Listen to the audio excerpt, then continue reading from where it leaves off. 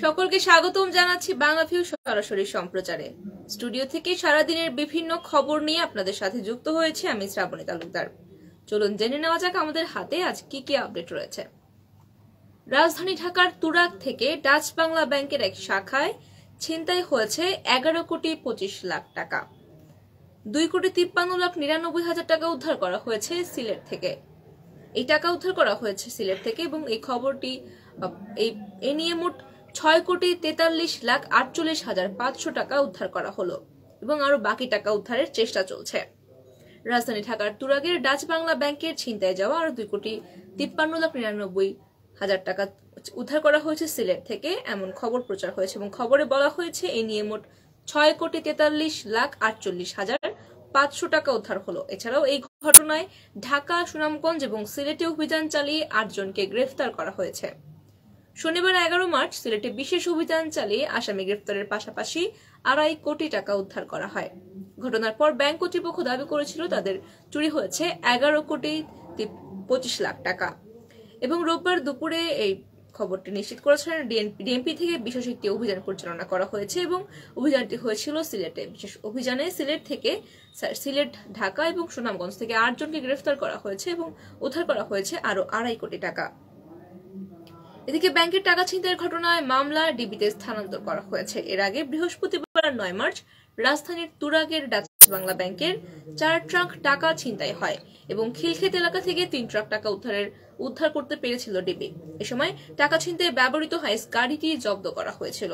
ঘটনার পর ছিনতাইকারীরা যে পথে পালিয়ে যেতে পারে সম্ভাব্য সেই সব জায়গায় সিসিটিভির ফুটেজও সংগ্রহ করেছে পুলিশ। ঘটনায় মানি প্লান্টের 2 পরিচালক সহ 7 জনকে আটক করা হয়েছিল। ঘটনাটিকে পরিকল্পিত ডাকাতি বলছে ডিবি পুলিশ, বাকিটা তদন্ত সাপেক্ষ। এদিকে সিলেটের জকিগঞ্জে ট্রাক মাইক্রোবাসের সংঘর্ষে 1 জন নিহত হয়েছেন। ট্রাক এবং নাভানা মাইক্রোবাসের মুখোমুখি সংঘর্ষে 1 জন নিহত এবং আরেকজন গুরুতর আহত হয়েছেন। ঘটনার বিষয়টি নিশ্চিত করেছে পুলিশ। নিহত ব্যক্তির নাম আশিক উদ্দিন, বয়স ছিল 27। তিনি কানাইঘাট উপজেলার বড়চাতল গ্রামের শামসুদ্দিনের ছেলে।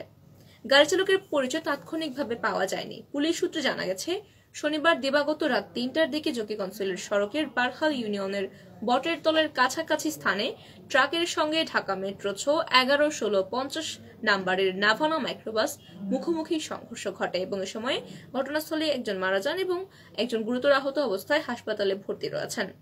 খবর পেয়ে পুলিশের একাধিক টিম ঘটনাস্থলের উদ্দেশ্যে রওনা হয়, কিন্তু পুলিশ পৌঁছার আগেই ট্রাক নিয়ে ট্রাক ড্রাইভার পালিয়ে যায়। দুর্ঘটনাস্থলে পৌঁছে পুলিশ গাড়ির চালককে গাড়ির ভেতর থেকে গুরুতর অবস্থায় সিলেট এমএজি ওসমানী মেডিকেল কলেজে প্রেরণ করেছেন এবং গাড়ির ভেতরে আশিক উদ্দিন নামের এক ব্যক্তির লাশ উদ্ধার করেছেন এবং পালিয়ে যাওয়া ট্রাকটি শনাক্ত করতে পুলিশ বিভিন্ন জায়গায় চেকপোস্ট বসিয়েছে বলে জানা গিয়েছে। এদিকে বিএনপির চেয়ারপারসন বেগম খালেদা জিয়ার মুক্তির আগের 2 শর্তেই মুক্তির মেয়াদ আরো 6 মাস বাড়ানো হয়েছে। বিএনপি চেয়ারপারসন বেগম খালেদা জিয়ার দণ্ড স্থগিত করে মুক্তির মেয়াদ আরো 6 মাস বাড়ানোর জন্য মতামত দিয়েছে আইন মন্ত্রণালয়। আগের 2 শর্তেই তাকে মুক্তি দেওয়ার সিদ্ধান্ত নেওয়া হয়েছে এবং বিষয়টি আজ সচিবালয়ে আইন বিচার ও সংসদ বিষয়ক মন্ত্রী আনিসুল হক সাংবাদিকদের জানিয়েছেন। আইনমন্ত্রী বলেছেন, আবেদনের পরিপ্রেক্ষিতে আগের মতোই 2 শর্তে বেগম খালেদা জিয়াকে 6 মাসের মুক্তি দেওয়া হয়েছে এবং সেই শর্তগুলো হলো তিনি তার নিজ বাসায় থেকে চিকিৎসা গ্রহণ করতে হবে এবং এই 6 মাসের মধ্যে দেশের বাইরে যেতে পারবেন না, তবে চিকিৎসার স্বার্থে প্রয়োজনে হাসপাতালে যেতে পারবেন এবং এই 2 শর্তেই দণ্ডাদেশ স্থগিত করা হয়েছে আবারও। এবারে জানিয়ে দেব আমাদের হাতে থাকা সর্বশেষ সংবাদ।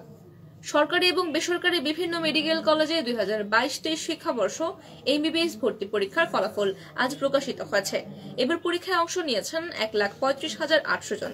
পরীক্ষাটি গত শুক্রবার অনুষ্ঠিত হয়েছিল। এর মধ্যে পাশ করেছেন 49,194 জন। সেই হিসেবে পাশের হার 35.34%।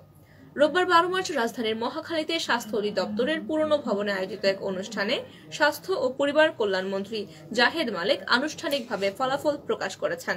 স্বাস্থ্যমন্ত্রী জানান, এবছর মেডিকেল পরীক্ষায় অংশ নিতে আবেদন করেছিলেন 1,39,000 শিক্ষার্থী। এর মধ্যে ঢাকা শহরের 5 কেন্দ্রের 18 ভেন্যুতে পরীক্ষার্থীর সংখ্যা ছিল 97,436 জন।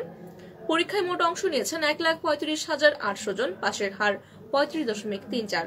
জাহিদ মালিক জানান, গত শুক্রবার বেলা 11টা থেকে দুপুর 12টা পর্যন্ত মেডিকেলে ভর্তি পরীক্ষা হয়। স্বাস্থ্য শিক্ষা অধিদপ্তরের অধীনে সারা দেশের 18টি সরকারি মেডিকেল কলেজ ও একটি ডেন্টাল কলেজের 57টি ভেন্যুতে পরীক্ষাটি অনুষ্ঠিত হয়েছিল। সুপ্রিয় দর্শক শ্রোতা, জানিয়ে দেওয়ার চেষ্টা করছিলাম আমাদের হাতে থাকা সারাদিনের বিভিন্ন আপডেট।